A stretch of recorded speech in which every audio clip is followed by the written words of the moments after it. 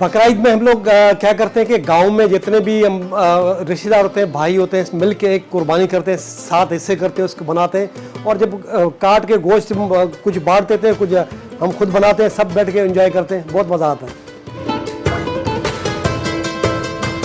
ईद के दिन आप कोशिश करें कि अगर आपने लंच में गोश्त खा लिया है फिर रात में कोई आप चावल खाएं या बिरयानी खाएं, फिर दूसरे दिन आप गोश्त खाएं, तो गोश्त खाएं या एक दिन गोश्त खा लिया, फिर दूसरे दिन कीमा खा लिया, फिर तीसरे दिन बारबेक्यू खा लिया।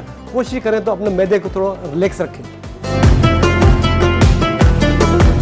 गोश्त को आप जब बकरा ईद के गोश्त कोशिश करेंगे कम पोर्शन में, आधा किलो के हिसाब से आप पैकेट बनाएं, वो अपने फ्रिज में रखने। ये नहीं कि आप 5 किलो का पैकेट रख दिया, फिर उसको आपने मेल्ट किया, फिर पूरे 5 किलो को निकाल के मेल्ट किया। आप कोशिश करें जितनी आपको ज़रूरत हो उतना आप आधा किलो का पैकेट आप अपना पोर्शन बना के अपने फ्रिज में रखने, तो ये अच्छा तरीका है इसका।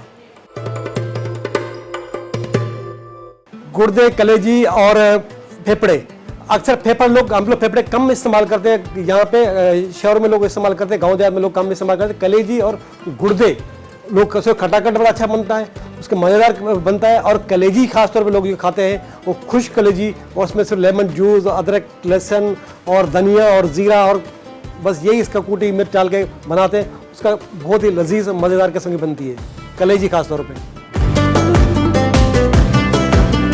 नरम और जूसी बारबेक्यू के लिए आपको करना क्या है, क्योंकि गोश्त को आपने जो है मैरिनेट करना है, तकरीबन 6 से 7 घंटे आपने उसको मैरिनेट करना है। लाजमी उसके अंदर आपने करना क्या है कि उसमें पपीता जो कच्चा वो पीस के उसमें डालना है, तो गोश्त सॉफ्ट रहेगा। जब सॉफ्ट रहेगा बोटी फिर जूसी मज़ेदार किस्म की बनेगी। कोशिश करेंगे उसको मैरिनेट आपने 8-10 घंटे सो करना है, तो बहुत मज़ेदार बेहतरीन गोश्त बनेगा वो।